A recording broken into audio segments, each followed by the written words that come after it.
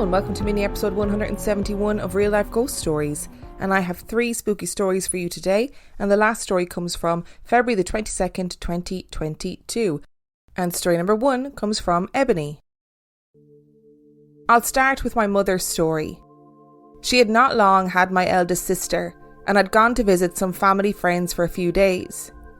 Her friends were very into anything supernatural and decided that once my mum had put my sister to bed with her milk for the evening, they'd play with a Ouija board.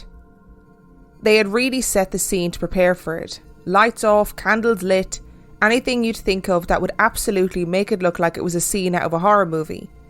Anyway, they had sat down with the board, asked several questions with zero response whatsoever.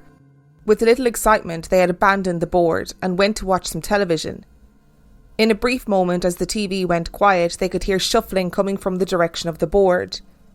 As they looked over, they could see the planchette moving around the board hastily. They tried to read what was being spelled out for them over and over. Lee check baby, Lee check baby, Lee check baby. As soon as my mother realised it was referring to my sister, she sprinted for the room where she was and found her choking on her milk. The next few small stories are my own experiences, and to this day I really have no explanation. These all happened in the same house, which over my 16 years living there, I came to learn that the park behind the house was an old burial ground, and the house next door had someone pass away in the pool after having a heart attack and drowning. So the fact that there was so much activity in the house, and I wasn't the only one to experience things, is not surprising. The first thing I really remember was probably when I was still in primary school. I remember having just jumped into bed and getting comfy ready to sleep. As soon as I settled, I felt this strange tingling sensation around my left ankle. In a split second, I felt a hand grab my ankle with force. I yanked my legs up towards me and shot up in bed, but no one was in my room. One morning I was getting ready for school, and I was crouching on the ground in front of my mirrored wardrobe. To my right was a large window. For some reason I decided to tie my shoes by looking at the reflection of them in the mirror. While doing so, I saw a large shadow figure sprint past the window. Certain with what I just saw, I ran to my mother telling her someone was in our front yard heading towards the back of the house. She brushed it off, telling me it was probably just the pool guy or the electrician. Absolutely shitting myself knowing I would have seen a uniform, I begged her to go and look. She went to look and I followed close behind, and of course no one was there, and our front gate was locked. So even if a pool guy or electrician had come and gone in that time, the gate would have been unlocked. One Easter holidays my brother had flown back home from Perth to spend time with everyone. As there was no real spare bedroom, my brother got to stay in my bedroom and I got a blow-up mattress on the floor of my dad's office. The reason for this being that the office had no door, just a large entryway, and my brother preferred his privacy. One night I'd stayed awake playing The Walking Dead on my iPad. From the entryway I saw someone walk past, heading from the direction of my parents' room towards the kitchen. I said a quiet, "Hello?" No response. "Dad?" No response. "Mum?" Still no response. I shrugged it off, thinking one of my parents just needed a glass of water and didn't hear me. I'd just say something when they went back to bed. I continued to play the game on my iPad for another hour before tiredness set in and I decided to try and sleep. I also realised no one ever walked back to my parents' room. Shrugging it off and thinking I just missed them this time, I went to sleep. The next day I questioned my parents, asking if they walked past the room last night at around 10:30. They replied, "Oh no, we were well and truly asleep by then." So I questioned my brother. Even knowing the direction I saw the person walk would have made no sense if it was him. And he replied, "Nah, I was asleep by 9, I think." So who the hell walked past the entranceway? The final story is one that will haunt me till the day I die. Both of my parents had gone overseas and had trusted me to look after the house and their 2 dogs. The house was massive and already freaky enough, so I asked my partner at the time to stay with me to keep me company, so he did. He was a baker, so had to wake at an ungodly hour of the morning to go to work, and he didn't trust himself enough to take a spare key with him, So whenever he left in the morning, I had to walk to the front door with him to relock the door once he left.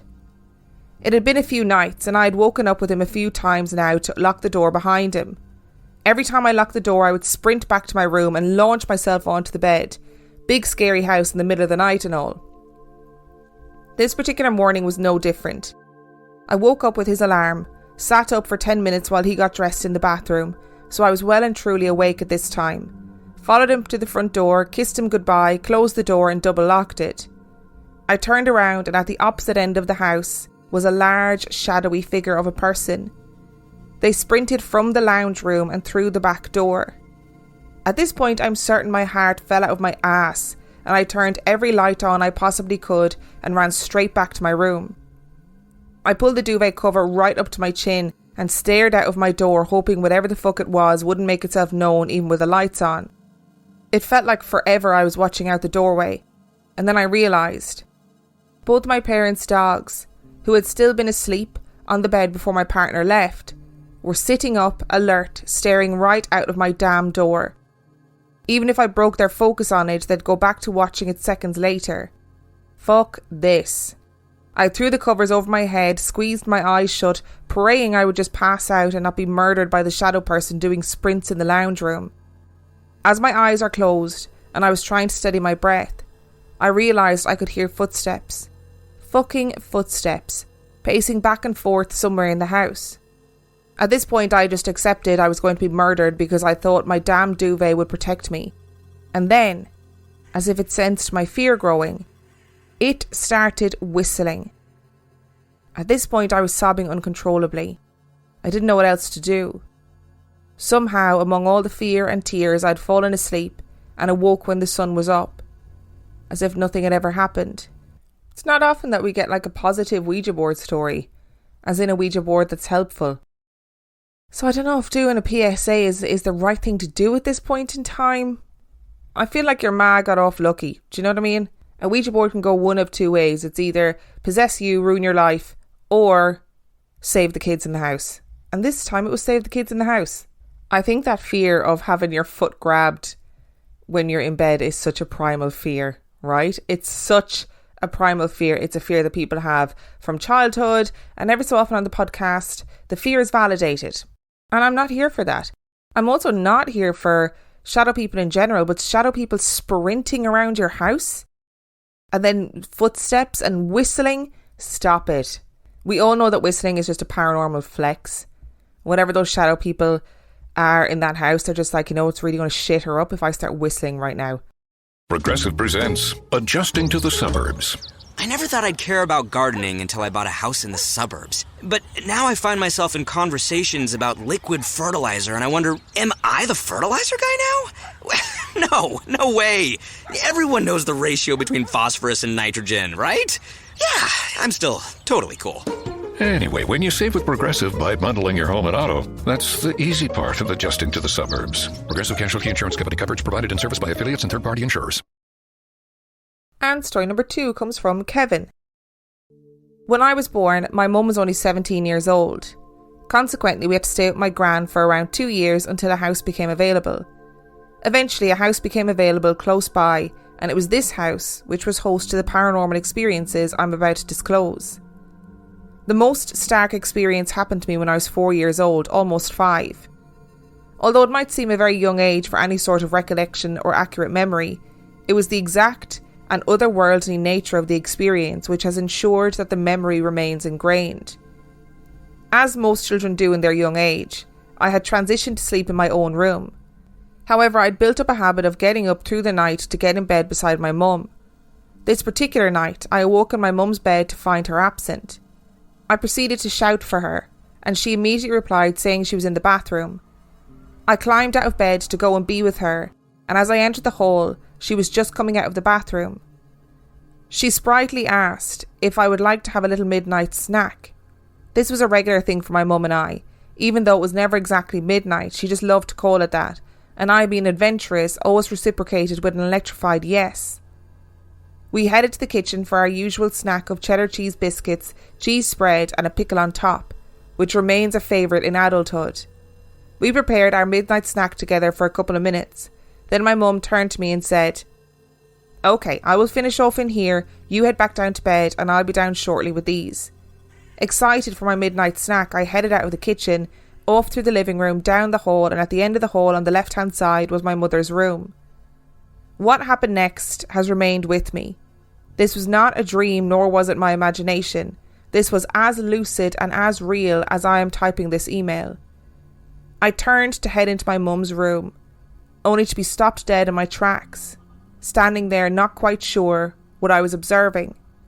There was no immediate fear but amazement. On top of the bed, half sitting up, was a woman. At the precise moment I entered the room, our eyes locked, and as our eyes met, she sat forward. Her skin was that of pure darkness, like looking into the night sky. Her eyes were white with black orbs for pupils. She smiled, her teeth coal-stained. In the seconds that followed, she gradually leaned forward, her right leg falling out of the bed onto the floor and her left leg trailing as she slowly emerged, coming towards me, a predator contemplating its prey. She then lifted her right hand up, her fingers brushing towards her face, inviting me to come closer. Her hands were small, but her fingers seemed large, only because her nails ran into a sharp point. I stood statuesque as she was gradually moving towards me, still waving her hands, inviting me closer. I could see that she was trying to say something, but I couldn't hear what she was articulating. It was a faint, whispering sound.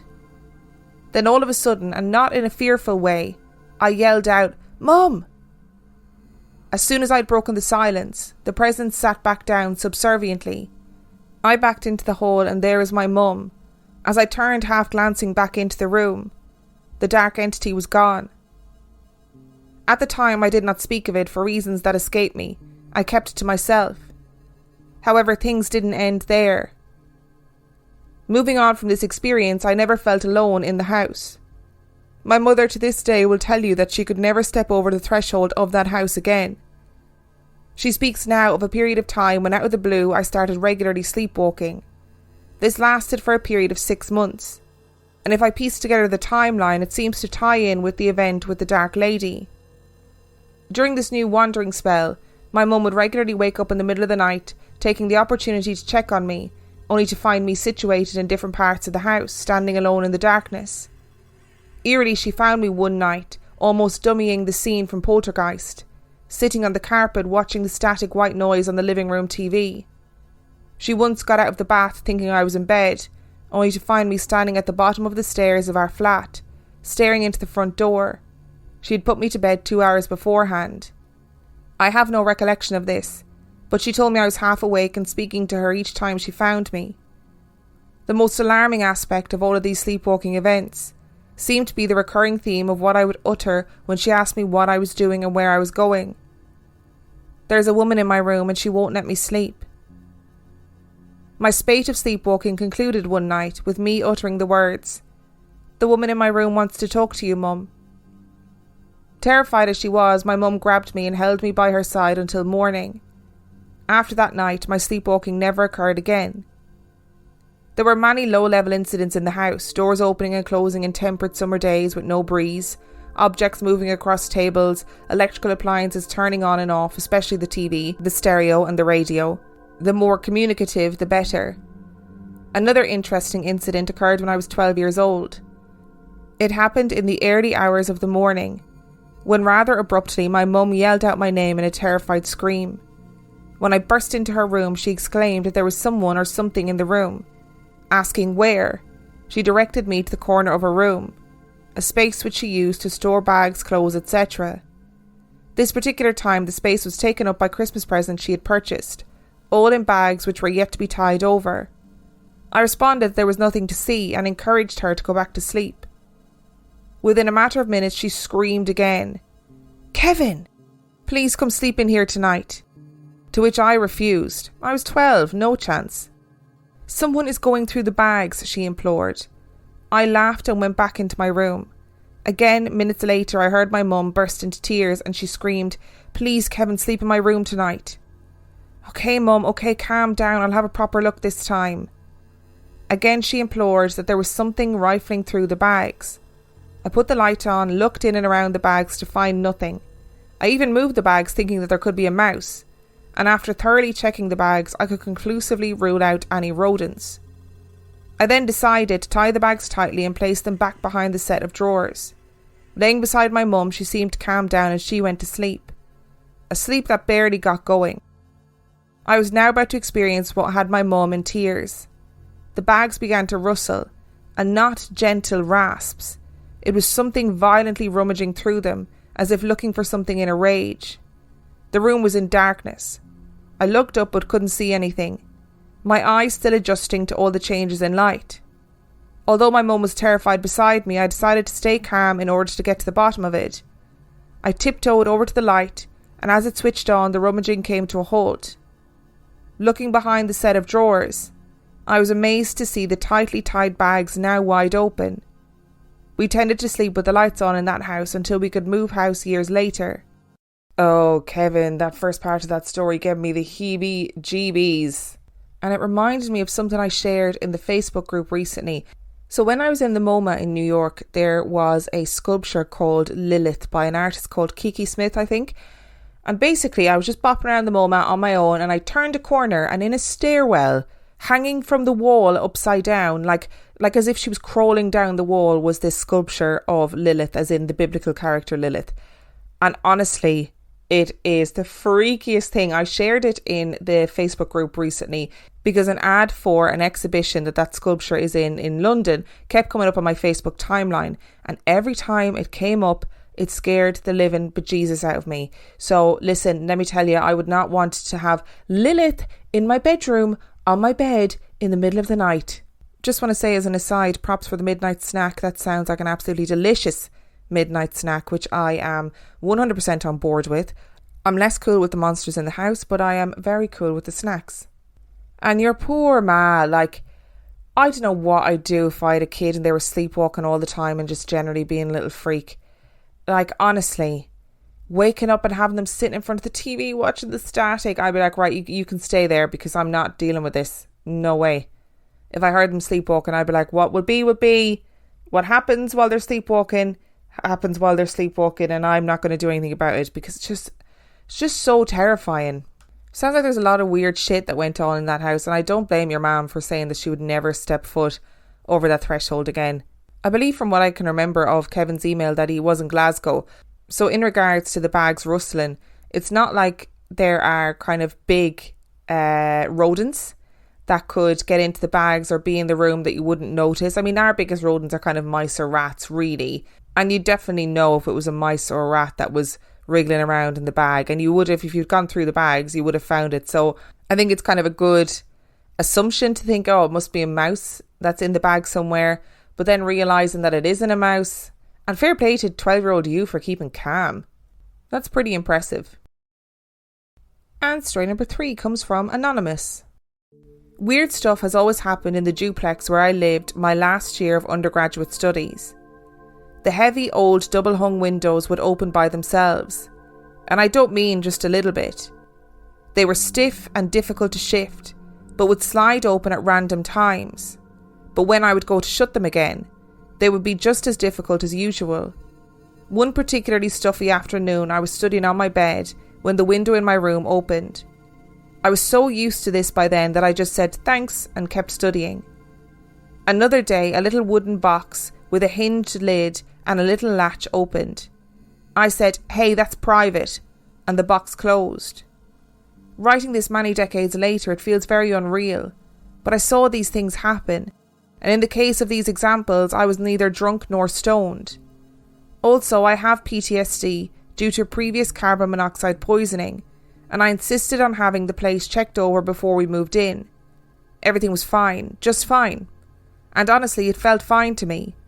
I did not find this the least bit scary and was often there alone. This was a shotgun shack, so the rooms were all aligned from front of the house to the back. My roommate's bedroom was at the back. Then you had to walk through either my room or the bathroom to get to the kitchen. One night I was sleeping peacefully when there was a loud crash in her bedroom. Then the doors to my room flew open. One after the other I heard the tinkling of glass in the kitchen. In that moment, before I achieved true wakefulness, I had the definite impression that a woman had run through my room. I went to check on my roommate, and the first thing she said was, Did you see her?" She then said she had no idea why she said that. She hadn't seen anything and had woken because of the lamp on the side table crashing to the ground. It was indeed lying there on the floor and would account for the crash I heard. We went out to the kitchen to see if there was any sign of an intruder, though I think we knew there wasn't. Not one we could see anyway. That was the night we saw the phone move from the counter through the air to settle on the dining table. We just looked at each other, shrugged and went back to bed. We talked a bit about it the next day, just checking in that we hadn't dreamed it, but didn't discuss it after that. I decided to look up the old place and it's no longer there. I wonder what led to that. It was a sturdy old place with no obvious structural issues and in a great location for off-campus housing. Seeing this kind of gives me the creeps. It really is a prime location and I wonder why nothing has been built there. While I was living at the duplex, I worked at the old museum on campus. I loved the old place and often studied there between classes and late into the night. It was empty a lot, so it was a good quiet place to hang out and read. Being a student of history at the time, I had a lot of reading to do. There was one room that I absolutely refused to be in by myself and would only clean in there if the curator accompanied me. It was an odd little room between two large classrooms, and I don't know what the purpose it served back in the day was when the building was a classroom building. I'd guess storage or a cloakroom, but there was a window, so I just don't know. It was always cold in there, and the hairs on the back of my neck stood up just walking in there. I used to have a photo of myself taken in there and I honestly looked haunted. It was particularly remarkable because the rest of the place felt so warm and inviting. I started having a reoccurring dream of a woman with long straight dark hair in a white dress or nightgown running away from the museum. In the dream I was always looking out of the window of that room watching her run away. I was so frightened for her because it was obvious that she was fleeing for her life. I finally told the curator, and he said that there was a story that a woman had killed herself in the museum under suspicious circumstances, but that was all he knew, and he had never been able to find anything more about it. We discussed a séance, but decided that that was a definite nope and we could live without knowing. I wondered later if she followed me home and was the ghost at the duplex. During this time, a couple of friends sat down with me and told me that they were concerned that I was not acting myself. They pointed out that it was not safe to be walking home alone in the middle of the night, and it was just odd for me to be alone so much. I didn't take them seriously until after I graduated and was no longer working at the museum or living in a haunted bungalow. Looking back, I feel like I was in a bit of a fog and had been making decisions that were not like me. Not enough sleep and stress from the last year of college, or something else. Shortly after we moved out, my roommate was diagnosed with schizophrenia. Her personality changed from bright and bubbly to dark and depressed while we lived there. She also started dressing more like me, switched from microbiology to art and hung out with my friends more than I did. I thought she was just struggling because she was a very sheltered rich girl. She spent very little time at the duplex really, finding her old room at her parents' house much more comfortable. I've often wondered if her growing mental distress gave power to the resident ghost, if the haunting made her worse or if it was all just a coincidence. Oh, I do think schizophrenia is just its own situation outside of anything related to the haunting. I think those two things probably existed side by side from what it sounds like, but I don't think one influenced the other. But schizophrenia aside, you definitely both experience things in that house, like seeing things move, like seeing things physically move in front of you. We so often get stories that are like, I left my room and when I came back to the room, this stuff was moved around. But to actually physically see it happening, I think is pretty unusual. I don't know if I would have been able to go back to bed and just shrug my shoulders if I saw a phone moving from one place to the other. Oh no, that phone would be yeeted into oblivion. Absolutely not. And maybe it is something to do with the girl in the museum. I don't think that's a particularly out there assumption to make, to be honest. Thank you so much for listening to today's episode. Thank you to Ebony, Kevin and Anonymous for sending in your stories. Remember, the last story came from February the 22nd, 2022. If you would like to know anything about real life ghost stories, you can check out reallifeghoststoriespodcast.com. You can also subscribe to Patreon, patreon.com/real life ghost stories, where for $5 a month or $2 a month, you get access to heaps of extra content and every single main episode and mini episode completely ad free. And on that note, I shall see you next time.